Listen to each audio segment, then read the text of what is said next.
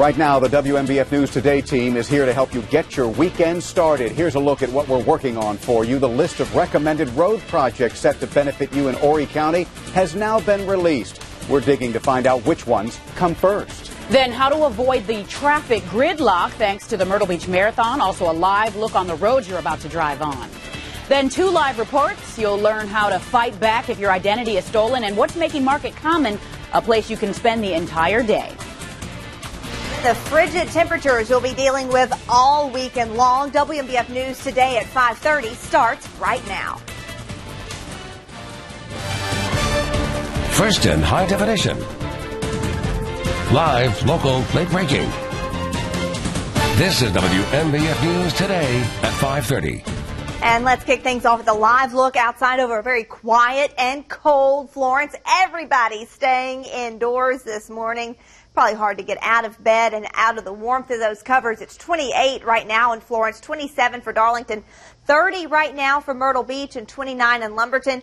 We've had gusty winds, and they are still kicking up a little bit, enough to give us a pretty good wind chill. In fact, it feels like 18 in Florence right now, 17 in Darlington, and feeling like 20 right now for Myrtle Beach. So that's what you need to dress the kiddos for as you send them off to the bus stop. And then as we head through the weekend, notice the wind chills stick around. In fact, Sunday is looking brutal. I will have a full forecast for you coming up at 5:45. Marla, thank you for that. A red flag fire alert expected to be issued later today by the South Carolina Forestry Commission. It would be for the entire state this time. The alert means there is a danger of wildfire due to outdoor burns being likely to get out of control due to weather conditions. A reminder for you that a burn ban is currently in place for all unincorporated areas of Horry County. And though we aren't expecting any ice storms this weekend, thank goodness, we are learning how those in the PD are helping you during the cold. Mullins opened a warming shelter yesterday that will be available all weekend long. It will be at the fire department. The city of Marion will also have a warming shelter open through the weekend. Florence County has a policy to not open warming shelters solely due to low temperatures, but you can stop by the Salvation Army on Hoffmeyer Road at night. Good morning to you. We do have our first accident of the morning. This one's on 41 Alternate near Marion Intermediate School. Now, hopefully this will clear before you're going to start taking the kids to school. I'll have a lot more on that on our Twitter at WMBF Traffic. Now we're going to get to something that will really slow you down this weekend. We have the Neon Night 5K going on at Broadway at the beach. So unless you're going to Broadway, probably not going to influence you too much, but the runners are going to be going down Robert Grissom Parkway up 21st Avenue, ending at the Pelican Stadium. So I would say just avoid 21st to get around this. Now, big delays are going to actually be on Saturday with that Myrtle Beach Marathon. The red is where the runners are going to be going. The green is where you're not going to have any problems. So thankfully, the bypass not going to be affected. That's going to be your saving grace. You can expect delays from 4 a.m. to 2 p.m. They're going to be going down Ocean Boulevard, Faro Parkway, also Kings Highway. Big delays in that area. Total road closure on Ocean Boulevard going from 7 a.m. to 10:30 a.m. from First Avenue all the way towards Mr. Joe White Avenue. Once again, 17 bypass. That's going to be the way to go for your Saturday, but that'll be the biggest delay for us. Other places on the roads right now, on 17, not seeing any major delays. Also, 501, not looking so bad right now. I'll have another live look at your morning commute coming up in about 10 minutes. All right, thank you. And as Brittany mentioned, that Myrtle Beach Marathon, it's going to impact several Coast RTA routes this Saturday as well. Those routes that we will see changes are on your screen right now. Normal services will be back up and running on Sunday.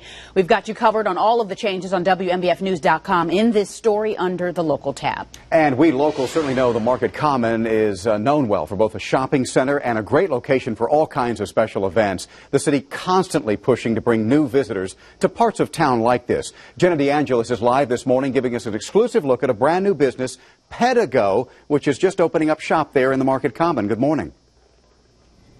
Good morning, David. Pedigo is an electric bike company. You can see this bike looks just like a typical one, only when you hop on, you can ride and cruise on electric power. Now, the owner of this business says unique additions like this one will keep people visiting and coming back. I mean, I think it's going to bring tourism to Market Common. I really do, because it's just going to add one more element of fun things to do here. Aaron Maynard is the man driving Pedigo into Myrtle Beach. It's a company out of California, but brand new to the Carolinas. He says if tourists are unfamiliar with the Market Common, his business can help. Hello, fun! He's going to work with local hotels in promoting this new activity to our visitors.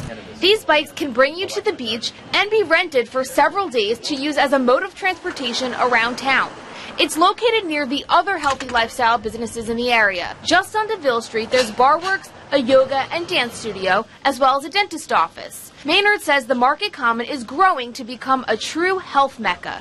He believes these activities will draw on both individuals and families, giving them the opportunity to spend the day at the Market Common.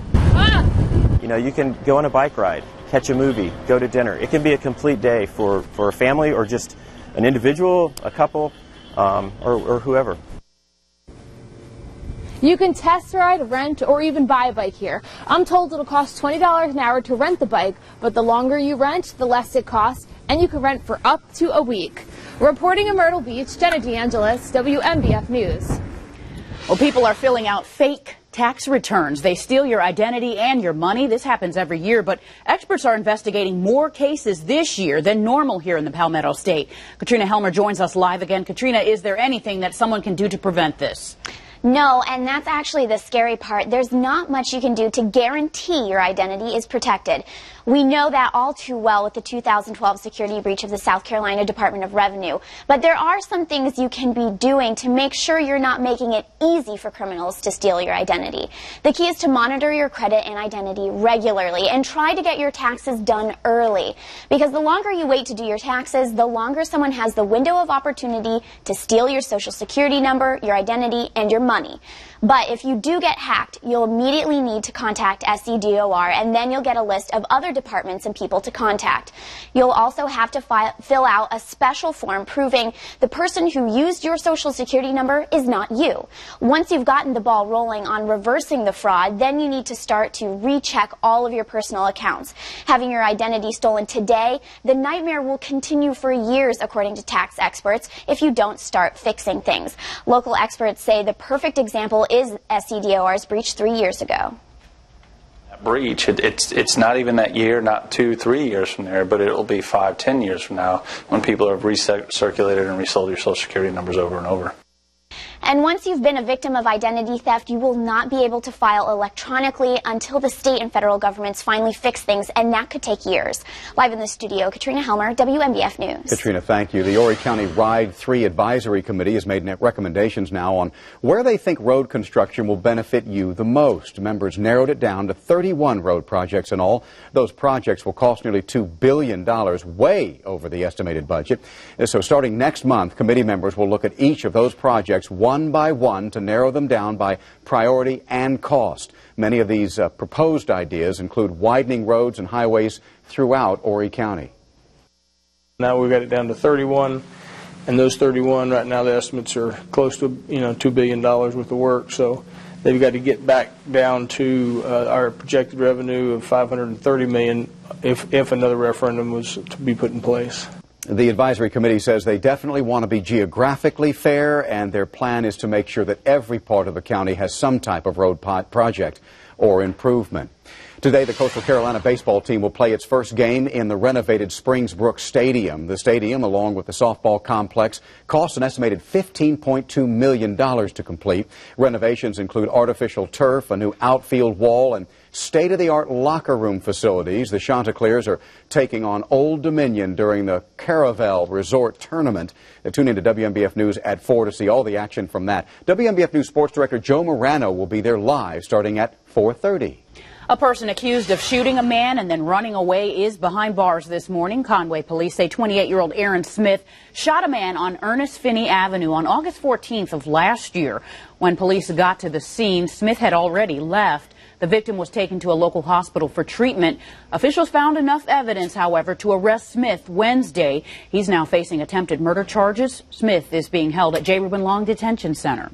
And a man considered to be a mid-level dealer in Hartsville has been sentenced to 18 years in federal prison. Darlington County Sheriff's officials say Rodney Brockington pled guilty to 2 counts of distribution of crack cocaine, second offense yesterday. Undercover agents claim From May to October of 2014, they made 5 buys from Brockington. Because these were federal charges, he will serve 85% of his 18-year sentence. Well, new this morning, the FBI says it has opened a parallel preliminary inquiry in connection with the shooting deaths of 3 young Muslims in Chapel Hill to determine if federal laws were violated. A statement issued yesterday says the FBI is providing assistance to the Chapel Hill Police Department to process evidence related to those shootings. Police say they're investigating whether religious or ethnic hatred motivated shooting suspect Craig Stephen Hicks in any way. Federal investigators have said hate crimes haven't been ruled out at this point. Word from the FBI comes on the heels of the funerals for the 3 shooting victims, a dental student, his wife, and her sister. We'll remain on top of this story as it develops. Back to you guys. No, you will. Thank you, Mandy, for that. There's something in your smartphone that may be protecting you from thieves, and you don't even know it's there. It's called a kill switch. Paul Cameron with the Raycom News Network shows you how it's used to keep criminals at bay. These images show people being attacked for their smartphone, a crime problem in many cities.